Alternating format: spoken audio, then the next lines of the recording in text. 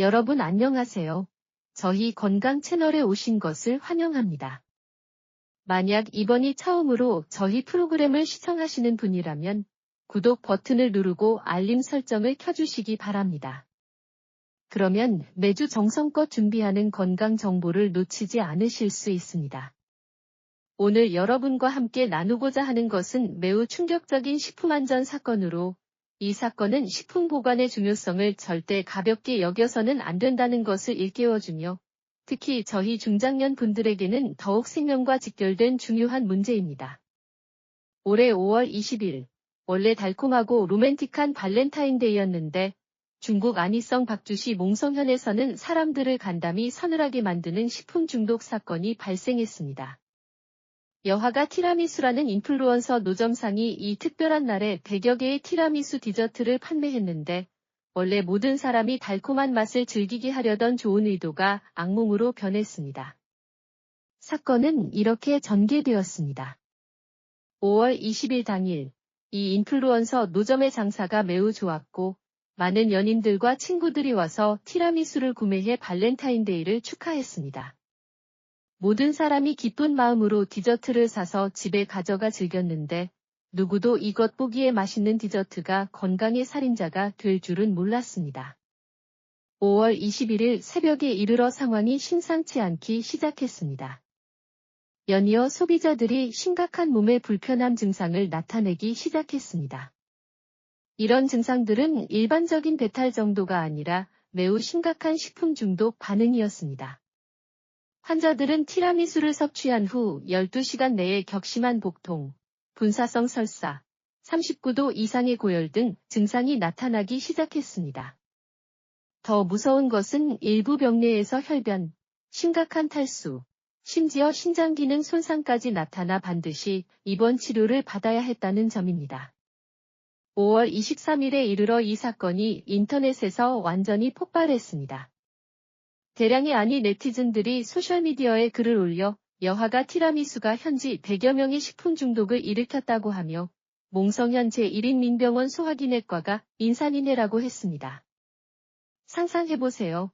원래 조용했던 병원에 갑자기 이렇게 많은 환자들이 몰려들어 의료진들이 정신없이 바쁘게 뛰어다니고 이 환자들이 모두 같은 집 디저트를 먹고 중독된 것이니 이런 장면이 얼마나 충격적이겠습니까?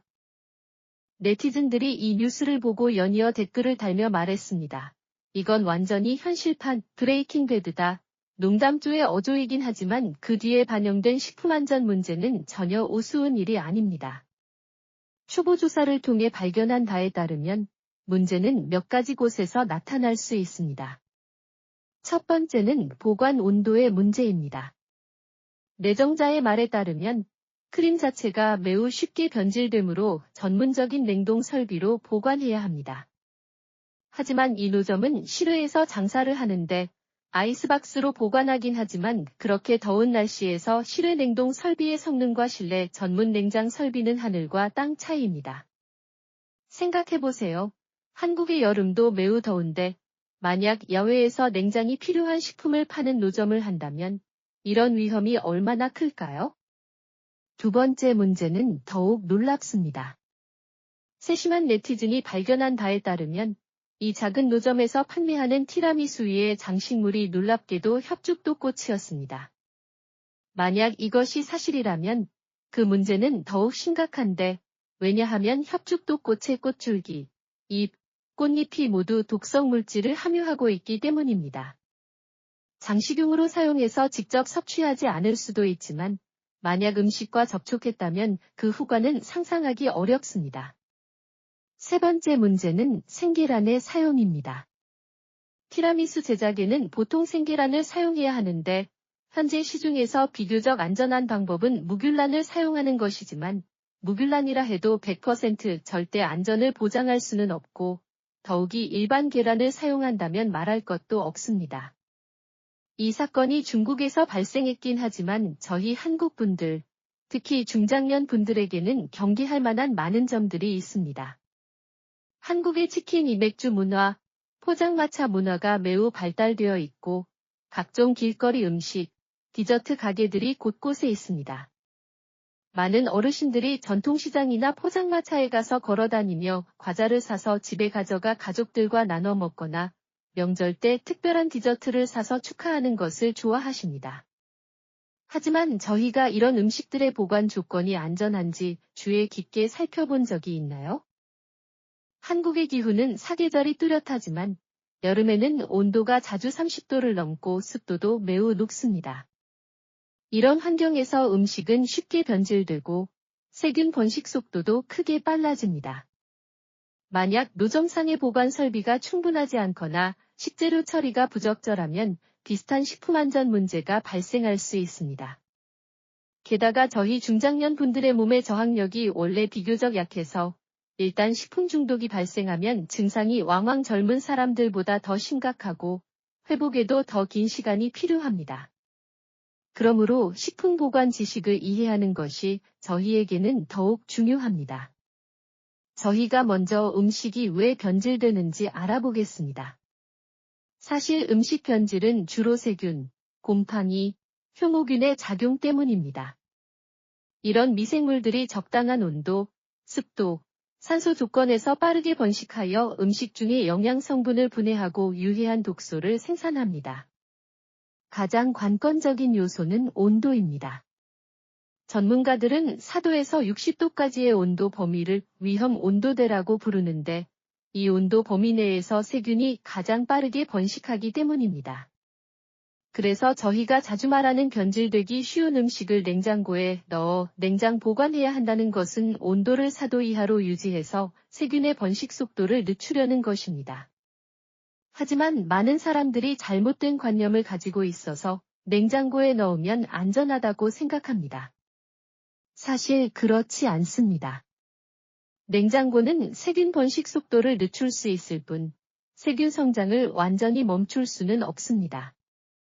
게다가 냉장고 온도 설정이 틀리거나 음식이 제대로 포장되지 않으면 여전히 변질될 위험이 있습니다. 또한 습도도 매우 중요합니다. 한국의 기후가 원래 비교적 습한 편인데 음식이 밀봉이 제대로 되지 않으면 공기 중의 수분을 흡수하기 쉬워서 세균과 곰팡이의 성장에 좋은 환경을 제공합니다. 이것이 바로 저희가 자주 과자, 견과류 등 음식이 오래 놔두면 눅눅해지고 심지어 곰팡이가 피는 이유입니다. 산소의 작용도 무시할 수 없습니다.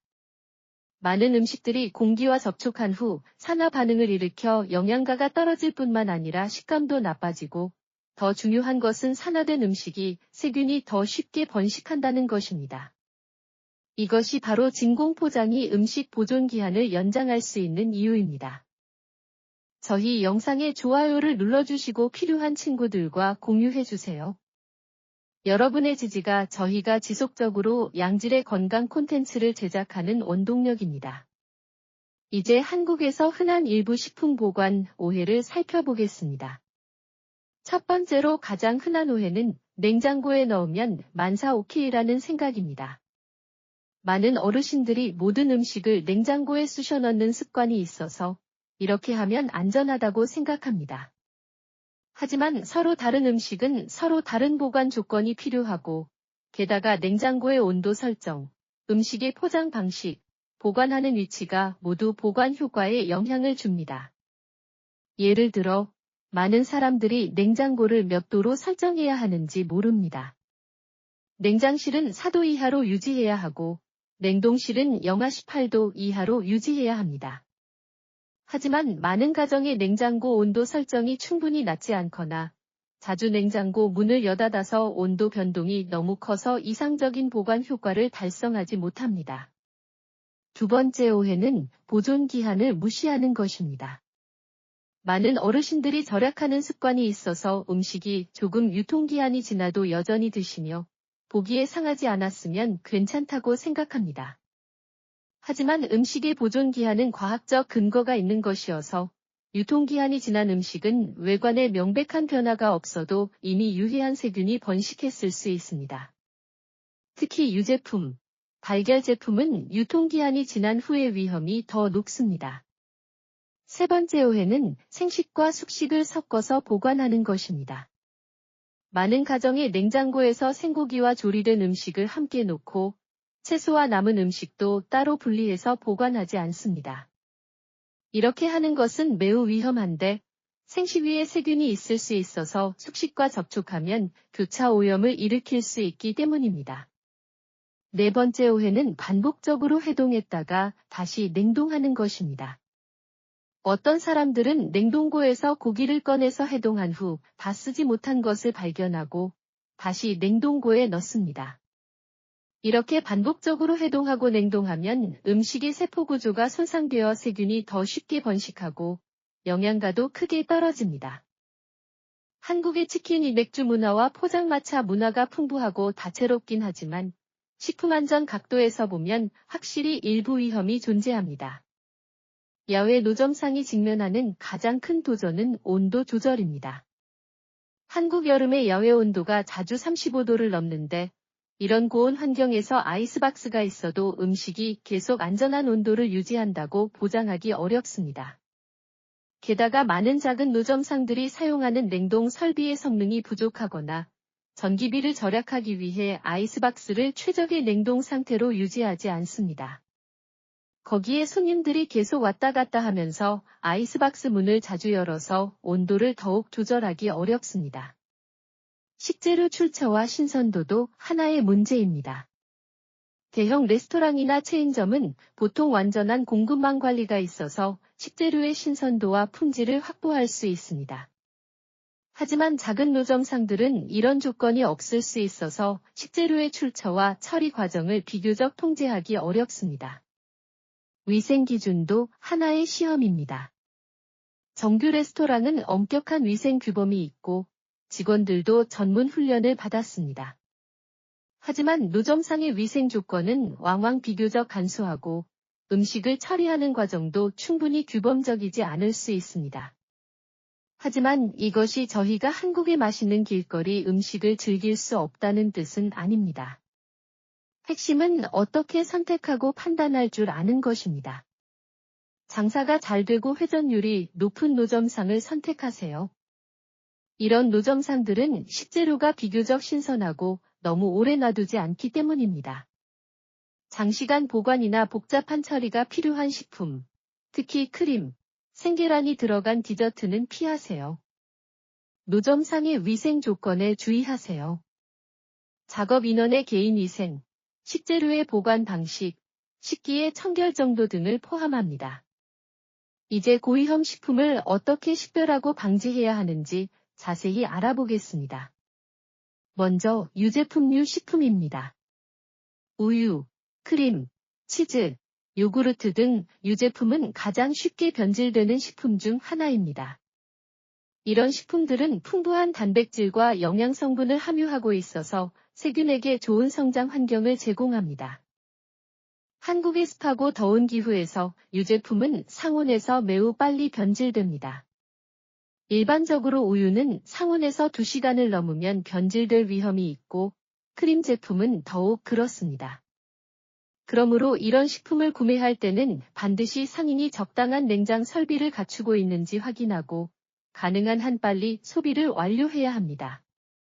유제품이 신선한지 판단하는 방법은 다음과 같습니다. 외관을 보세요. 신선한 유제품은 색깔이 정상적이어야 하고 분리나 응고 현상이 없어야 합니다. 냄새를 맡으세요. 신선한 유제품은 은은한 우유 향이 나야 하고 만약 시큼한 냄새나 이상한 냄새가 나면 이미 변질된 것입니다. 질감을 만져보세요. 신선한 크림은 부드럽고 세밀해야 하고 만약 거칠어지거나 알갱이 느낌이 있으면 문제가 있을 수 있습니다. 달걀류와 달걀 제품도 고위험 식품입니다. 계란 자체가 살모넬라균을 가지고 있을 수 있어서 처리가 부적절하면 식품 중독의 위험이 있습니다. 특히 생계란이나 반숙계란의 위험이 더 높습니다.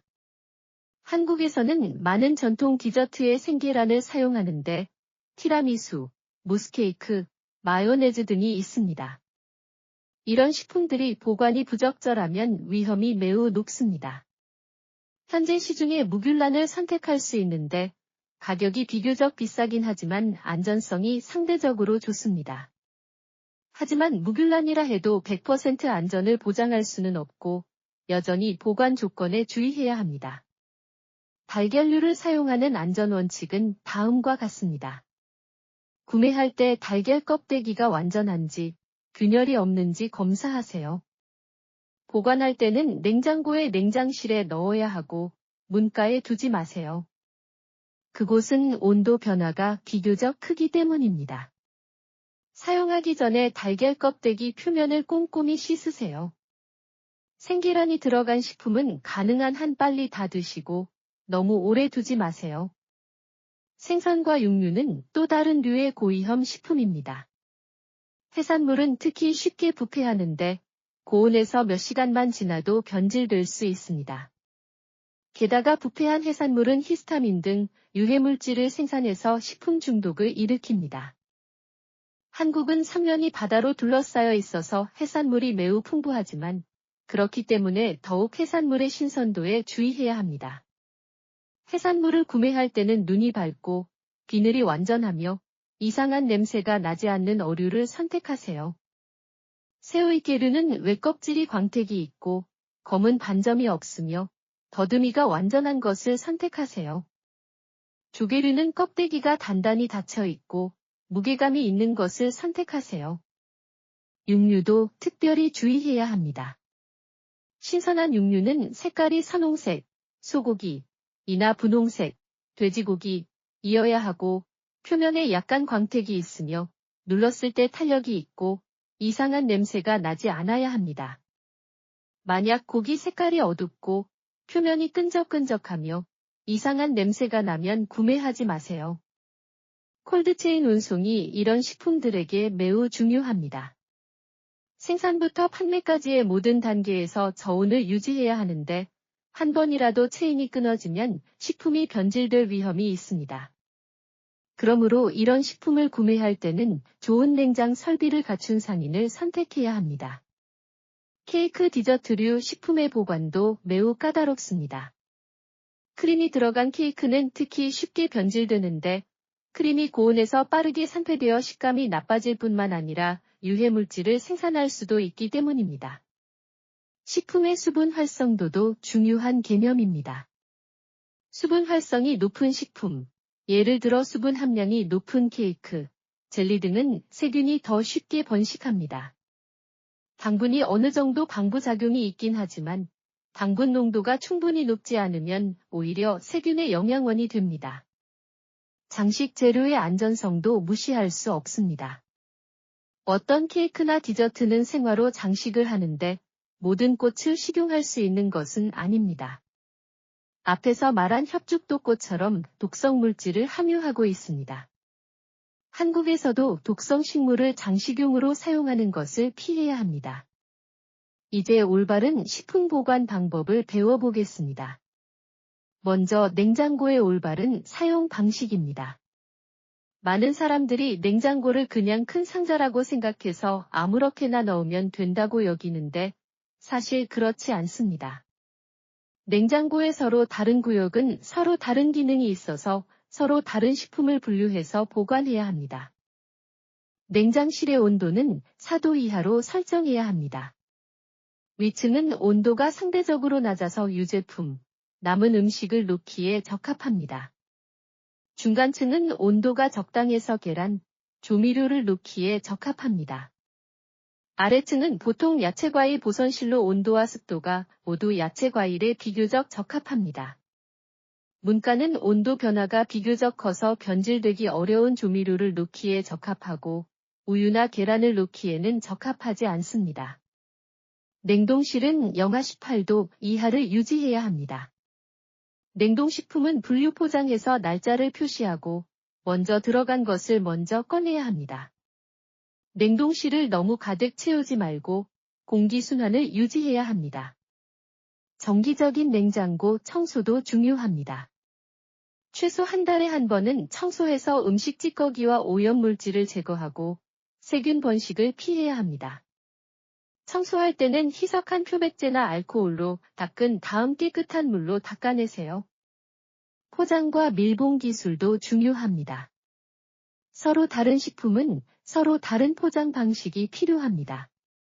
밀봉 포장은 건조식품과 냉동식품에 적합합니다. 밀폐용기는 액체 식품과 남은 음식에 적합합니다. 진공 포장은 최대한 보존 기한을 연장할 수 있지만 전문 설비가 필요합니다. 포장할 때 몇 가지 원칙에 주의해야 합니다. 식품을 완전히 식힌 후에 포장해서 수증기 생성을 피하세요. 포장을 단단히 밀봉해서 공기가 들어가는 것을 피하세요. 서로 다른 종류의 식품을 분리해서 포장해서 냄새가 섞이는 것을 피하세요. 포장의 내용과 날짜를 표시해서 관리하기 편하게 하세요. 방습, 산화 방지도 중요합니다. 포장 안에 건조제를 넣어서 여분의 수분을 흡수할 수 있습니다. 밀봉성이 좋은 용기를 사용해서 산소 접촉을 줄이세요. 산화되기 쉬운 일부 식품, 예를 들어 견과류, 기름류는 냉장고에 보관할 수 있습니다. 상온 보관이 편리하긴 하지만 안전 수칙도 주의해야 합니다. 보관 환경은 건조하고 서늘해야 하며 직사광선과 고온을 피해야 합니다. 한국의 기후가 비교적 습한 편이므로 특히 방습에 주의해야 합니다. 밀봉 용기, 건조제 등 도구를 사용할 수 있습니다. 보관하는 곳은 통풍이 잘 되어야 하고 답답하고 더운 것을 피해야 합니다. 부엌은 보통 비교적 습하고 따뜻해서 이상적인 보관 장소가 아닙니다. 비교적 건조하고 시원한 곳을 선택하는 것이 가장 좋은데, 예를 들어 저장고나 팬트리 등입니다. 보관하는 식품을 정기적으로 검사해서 유통기한이 지났거나 변질된 물건들을 시기적절하게 정리해야 합니다. 선입선출, 사용 습관을 만들어서 새로 산 식품은 뒤에 놓고 오래된 것은 앞에 놓아서 시기적절한 사용을 확보하세요. 냉동 보관은 식품 보존 기한을 연장하는 좋은 방법이지만 일부 기술도 있습니다. 급속 냉동이 완만 냉동보다 효과가 더 좋은데 빠른 냉동으로 형성되는 얼음 결정이 비교적 작아서 식품의 조직 구조에 대한 파괴가 적기 때문입니다. 냉동 전 전처리가 중요합니다. 육류는 먼저 작은 부분으로 나누어 포장해서 사용하기 편하게 할 수 있습니다. 야채는 먼저 데친 다음 냉동해서 색깔과 영양을 유지할 수 있습니다. 국물 등 액체 식품은 팽창 공간을 남겨서 용기가 깨지는 것을 피해야 합니다. 해동 방법의 선택도 관건입니다. 가장 안전한 방법은 냉장실에서 천천히 해동하는 것인데, 시간이 비교적 오래 걸리긴 하지만 식품 품질을 유지할 수 있습니다. 상온 해동이 비교적 빠르지만 너무 오래 두지 않도록 주의해야 합니다. 전자레인지로 해동하는 것이 가장 빠르지만 즉시 조리해야 합니다. 절대 뜨거운 물로 해동하지 마세요. 이렇게 하면 세균이 빠르게 번식합니다. 냉동 기한도 합리적으로 계획해야 합니다. 냉동이 보존 기한을 크게 연장할 수 있긴 하지만 무한정은 아닙니다. 일반적으로 육류는 3대 6개월, 해산물 2대 3개월, 야채 6대 12개월, 조리된 음식 2대 3개월 보관할 수 있습니다. 이런 기한을 넘으면 반드시 해로운 것은 아니지만 품질이 명백히 떨어집니다. 식품 중독은 저희가 가장 만나고 싶지 않은 상황이지만 만약 정말 발생했다면 어떻게 대응해야 하는지 알아야 합니다. 먼저 식품 중독의 증상을 식별하는 법을 배워야 합니다. 흔한 증상으로는 복통, 설사, 구토, 발열 등이 있습니다.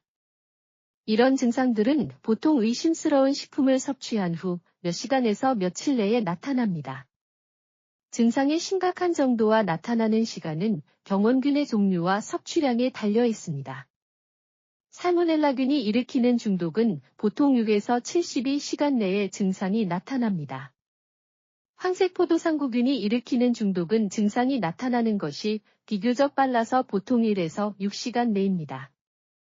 보툴리누스균 중독은 비교적 드물지만 증상이 가장 심각해서 호흡곤란 등을 일으킬 수 있습니다. 만약 증상이 비교적 가벼우면 집에서 일부 응급처치를 할 수 있습니다.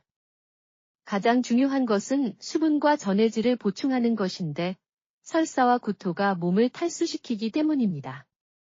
스포츠 음료, 코코넛 워터를 마시거나 전해질 용액을 자체 제작할 수 있습니다. 물 1리터에 소금 1티스푼과 설탕 4티스푼을 넣음. 지사제 사용을 피해야 하는데 설사는 몸에서 독소를 배출하는 자연 반응이기 때문에 강제로 설사를 멈추면 독소가 체내에 더 오래 머물 수 있습니다. 억지로 음식을 먹지도 말고 위장을 쉬게 해주세요. 만약 의심스러운 식품이 있으면 샘플을 보관해야 하는데 이것이 의사 진단에 매우 도움이 됩니다. 동시에 증상의 발전 과정을 기록해야 하는데 언제 시작되었는지, 어떤 증상이 있는지, 심각한 정도는 어떤지 등을 포함합니다. 하지만 일부 상황에서는 반드시 즉시 병원에 가야 하고 지체할 수 없습니다. 여기에는 다음이 포함됩니다. 39도를 넘는 고열, 심각한 탈수, 예를 들어 소변량이 명백히 감소하고 입이 마르며 피부가 탄력을 잃는 것, 격심한 복통, 특히 오하복부 통증, 혈변이나 피똥, 구토가 멈추지 않아 음식이나 물을 먹을 수 없는 것, 신경계 증상이 나타나는 것, 예를 들어 시야 흐림, 말하기 어려움, 근육 무력감 등입니다. 중장년분들은 몸의 저항력이 비교적 약해서 증상이 비교적 심각할 수 있고 회복도 비교적 느리므로 더욱 시기적절하게 병원에 가야 합니다. 만약 집에 만성질 환자, 예를 들어 당뇨병, 심장병 환자가 있다면 더욱 특별히 조심해야 하는데 식품 중독이 기존 질병을 악화시킬 수 있기 때문입니다. 병원에 가기 전에 일부 준비 작업을 해야 합니다. 건강보험증과 관련 증명서를 준비하세요.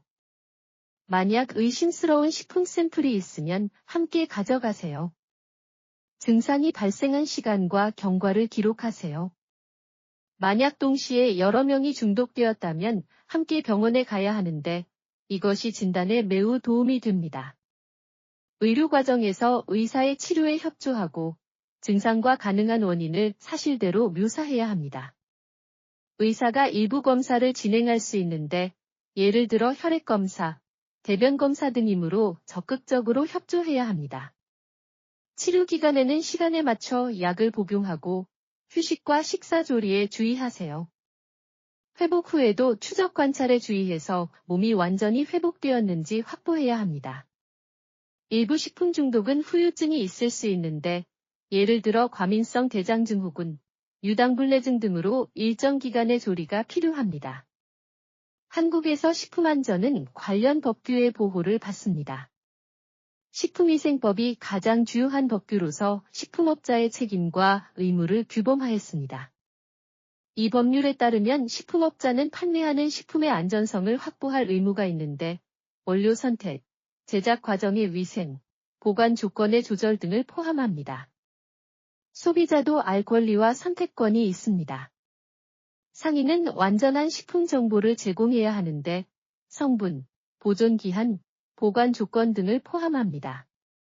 만약 식품에 문제가 있다는 것을 발견하면 소비자는 교환이나 환불을 요구할 권리가 있고 심지어 배상을 요구할 수도 있습니다. 만약 안전하지 않은 식품을 섭취해서 피해를 입었다면 법에 따라 배상을 요구할 수 있습니다. 하지만 전제는 관련 증거를 보관해야 한다는 것인데 구매 증빙, 식품 샘플, 의료 기록 등을 포함합니다.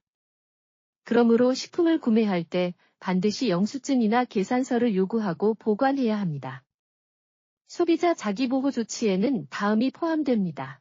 좋은 신용이 있는 상인을 선택해서 출처가 불분명한 노점상에서 식품을 구매하는 것을 피하세요. 식품 표시를 주의 깊게 살펴보세요. 제조일자, 보존기한, 성분 등을 포함합니다. 구매할 때 포장이 완전한지, 파손이나 변형이 없는지 검사하세요. 구매 후에는 지시에 따라 올바르게 보관하세요. 만약 문제를 발견하면 즉시 섭취를 중단하고 증거를 보관하세요. 정부의 감독 관리도 중요합니다. 식품의약품안전처가 식품안전 감독 관리를 담당해서 정기적으로 시판식품을 추출 검사하고 검험 결과를 공포합니다. 소비자들이 이런 정보에 관심을 가져서 문제가 있는 제품 구매를 피할 수 있습니다. 민간 조직도 중요한 작용을 발휘합니다. 소비자보호단체가 소비자들이 식품안전 분쟁을 처리하는 것을 도와주고 법률 상담과 조정 서비스를 제공할 수 있습니다. 언론의 감독 작용도 무시할 수 없는데 식품안전 문제를 폭로하고 대중들에게 주의를 환기시킬 수 있습니다. 시민으로서 저희도 식품안전 감독에 참여할 수 있습니다. 식품안전 문제를 발견했을 때 관련 부서에 신고할 수 있습니다. 식품안전 의제에 관심을 가지고 관련 입법과 정책을 지지합니다. 소셜미디어에서 올바른 식품안전 지식을 공유해서 다른 사람들이 위험을 피하도록 도와줍니다. 중장년 분들에게는 또 일부 특수한 주의사항이 있습니다. 나이가 들어가면서 저희의 면역력이 점차 떨어지고 세균과 바이러스에 대한 저항력도 약해집니다. 이는 같은 식품안전 위험이 중장년인에게 미치는 영향이 더 클 수 있다는 것을 의미합니다. 소화기 기능도 나이와 함께 퇴화됩니다. 위산 분비가 감소하고 장 연동이 느려지는데 이런 것들이 모두 음식에 대한 소화와 흡수에 영향을 주고 유해한 세균에 대한 저항력도 낮춥니다. 그러므로 중장년인들이 더욱 식품의 신선도와 위생 조건에 주의해야 합니다. 많은 중장년인들이 장기간 약물을 복용해야 하는데 이것도 식품안전에 영향을 줍니다. 어떤 약물은 면역력을 낮추고 어떤 것은 위장 기능에 영향을 주며 어떤 것은 특정 음식과 상호작용을 일으킬 수 있습니다. 식품을 선택하고 보관할 때 이런 요소들을 고려해야 합니다. 만성질환자들은 더욱 조심해야 합니다. 당뇨병 환자의 면역력이 비교적 약하고 상처 치유가 느려서 식품 중독이 그들에게 미치는 영향이 더 큽니다. 신장병 환자는 고나트륨 식품을 피해야 하는데 많은 가공식품들이 보존기한을 연장하기 위해 대량의 염분을 첨가합니다.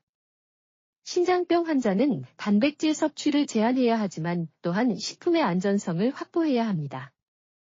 구매 행동에서 중장년 분들께 소량 다획 원칙을 채택할 것을 건의합니다. 한 번에 너무 많은 식품, 특히 변질되기 쉬운 생선식품을 사지 마세요.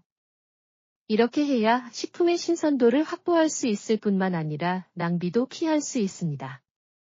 신뢰할 수 있는 판매 경로를 선택하는 것이 중요합니다. 대형마트, 체인점은 보통 비교적 좋은 콜드체인 관리와 품질 통제가 있습니다. 전통시장은 가격이 비교적 저렴할 수 있지만 신용이 좋은 노점상을 선택하는 것에 주의해야 합니다. 온라인으로 식품을 구매할 때는 좋은 평가가 있는 상인을 선택하고 배송 과정의 온도 조절에 주의해야 합니다. 구매할 때 식품의 신선 정도에 특별히 주의해야 합니다. 가격이 저렴하다고 해서 곧 유통기한이 지날 식품을 사지 마세요. 특히 유제품, 육류 등 고위험 식품은 더욱 그렇습니다. 차라리 돈을 좀 더 써도 식품의 안전성을 확보하세요. 저렴한 것을 탐하는 심리적 함정을 피하세요. 일부 악덕 상인들이 저가로 곧 유통기한이 지나거나 품질에 문제가 있는 식품을 판매할 수 있습니다. 기억하세요. 식품 안전은 돈으로 살 수 없고 건강이 돈보다 더 중요합니다. 가정식품 관리 면에서 정기적으로 냉장고와 저장실을 정리할 것을 건의합니다. 최소 일주일에 한 번은 검사해서 유통기한이 지났거나 변질된 식품을 정리하세요. 포스트잇을 사용해서 개봉 날짜를 표시하고 시기적절한 사용을 상기시킬 수 있습니다. 식품 사용 시간표를 만드는 것은 좋은 습관입니다. 식품을 보존 기한에 따라 대열해서 곧 유통기한이 지날 것부터 우선 사용하세요. 쉽게 잊는 어르신들의 경우 가족들이 도와서 상기시키거나 휴대폰 알림 기능을 사용할 수 있습니다. 가족의 도움이 중요합니다. 자녀들이 정기적으로 부모님의 식품 저장 상황을 검사하고 유통기한이 지난 식품을 정리하는 것을 도와주며 신선한 식재료를 구매할 수 있습니다. 또한 부모님께 일부 과학기술 도구, 예를 들어 휴대폰 앱을 사용해서 식품의 보존 기한을 관리하는 방법을 가르칠 수도 있습니다. 현대 과학기술도 저희가 식품 안전을 더 잘 관리하도록 도와줄 수 있습니다. 어떤 스마트 냉장고는 온도를 모니터링하고 유통기한이 지난 식품을 정리하라고 상기시킬 수 있습니다. 어떤 휴대폰 앱은 식품의 구매와 보존 기한을 기록할 수 있습니다. 어떤 온도계는 식품의 내부 온도를 검측해서 가열이 충분한지 확보할 수 있습니다. 이제 일부 실용적인 식품 안전 체크리스트를 정리해 보겠습니다. 구매 전에 검사해야 할 요점에는 다음이 포함됩니다. 상인이 합법적인 영업허가증과 식품업체 등록증이 있는지, 판매 환경이 깨끗하고 위생적인지, 작업 인원이 개인위생에 주의하는지, 냉동 설비가 정상적으로 작동하는지, 온도가 적당한지, 식품 외관이 정상적인지, 포장이 완전하고 파손이 없는지, 표시 정보가 완전한지, 성분, 제조일자, 보존기한 등을 포함하는지입니다. 저장 과정에서 관리해야 할 사항에는 다음이 포함됩니다. 정기적으로 냉장고 온도를 검사해서 냉장실이 4도 이하, 냉동실이 영하 18도 이하인지 확보하세요. 식품의 보존 기한을 모니터링해서 선입선출 사용 순서를 만드세요. 저장 용기의 청결을 유지하고 정기적으로 교체하세요. 서로 다른 종류의 식품을 분류 저장해서 교차 오염을 피하세요. 정기적으로 저장 공간을 청소해서 건조하고 통풍이 잘 되게 유지하세요. 섭취 전 최종 검사에는 다음이 포함됩니다. 식품의 외관, 색깔, 질감이 정상적인지 꼼꼼히 관찰하세요. 이상한 냄새나 시큼한 냄새가 없는지 맡아보세요. 포장에 파손이나 팽창이 없는지 검사하세요. 가열이 충분한지 확인하세요. 특히 육류와 달걀류입니다. 섭취량을 조절해서 한 번에 너무 많이 먹지 마세요. 만약 어떤 이상을 발견하면 즉시 섭취를 중단하세요. 일부 성공적인 사례와 경험 공유를 살펴보겠습니다. 한국에는 많은 전통시장이 개혁을 거쳐 식품안전 수준을 크게 향상시켰습니다.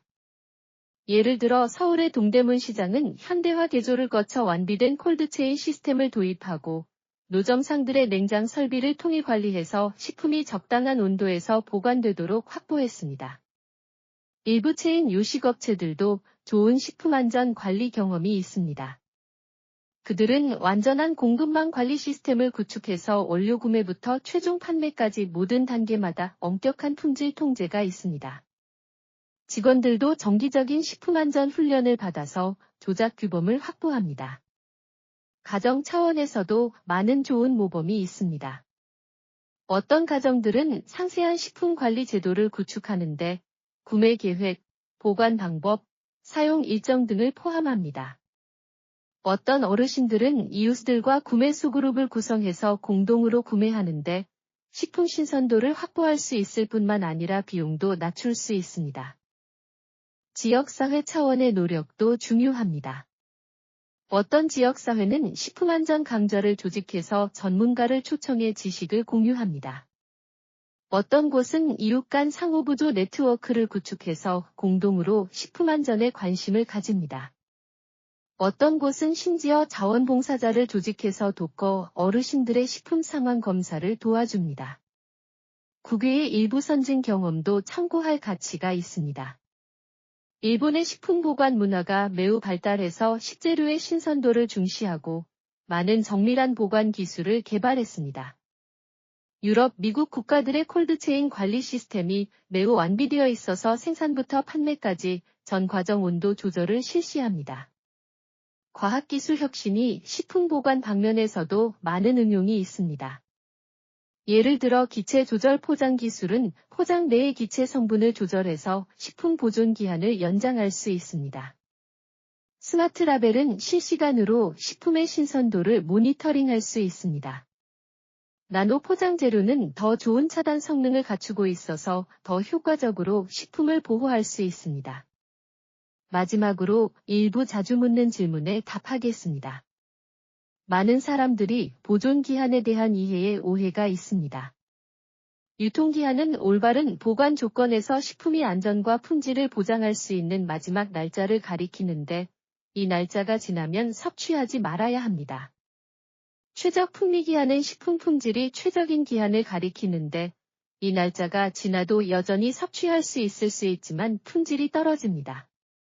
개봉 후의 보존 기한은 대폭 단축됩니다. 많은 식품들이 개봉 전에는 오래 보관할 수 있지만 개봉 후에는 가능한 한 빨리 섭취해야 합니다. 예를 들어 통조림 식품은 개봉 후 냉장고에 넣어야 하고 며칠 내에 다 먹어야 합니다. 우유는 개봉 후 3에서 5일 내에 다 마셔야 합니다. 수제식품의 보존 기한은 비교적 추산하기 어려운데 전문적인 검측 설비가 없기 때문입니다. 일반적으로 수제식품은 가능한 한 빨리 섭취해야 하고 너무 오래 두지 말아야 합니다. 만약 보관해야 한다면 위생 조건과 보관 방법에 주의해야 합니다. 특수 상황을 만났을 때의 처리 방식도 중요합니다.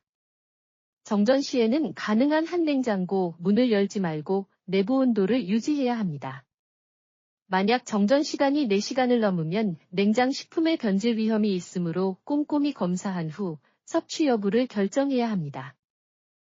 외출 여행 시에는 식품 안전에 특별히 주의해야 합니다. 위생 조건이 좋지 않은 곳에서 식사하는 것을 피하세요. 생수를 마시거나 생수로 양치하지 마세요. 생식이나 반숙 식품 섭취를 피하세요. 위장약을 휴대해서 만일에 대비하세요. 명절 회식 때도 주의해야 합니다. 대형 회식에서 식품 안전 문제가 나타나기 쉬운데 음식량이 많고 처리 과정이 복잡하기 때문입니다. 음식의 보관 온도와 시간에 주의해야 하는데 뜨거운 음식은 열도를 유지하고 차가운 음식은 차가운 정도를 유지해야 합니다. 남은 음식은 가능한 한 빨리 처리하고 상온에서 너무 오래 두지 마세요. 오늘의 내용을 정리하면 식품 보관의 핵심 원칙은 온도 조절, 위생 유지, 기한 주의, 올바른 포장입니다. 중장년 분들에게 특별히 주의해야 할 것은 면역력이 비교적 약하다는 문제로 더욱 신중하게 식품을 선택하고 보관해야 합니다. 예방이 영원히 치료보다 낫습니다. 식품 중독이 발생한 후에 치료하기를 기다리기보다는 처음부터 예방 작업을 잘 하는 것이 낫습니다. 이는 저희가 올바른 식품안전관념을 세우고 좋은 습관을 기르며 지속적으로 새로운 지식을 학습해야 한다는 것을 요구합니다. 오늘부터 여러분이 일부 구체적인 행동을 취할 수 있습니다. 집 냉장고의 온도 설정을 검사해서 올바른 범위 내에 있는지 확보하세요. 유통기한이 지났거나 변질된 식품을 정리하세요.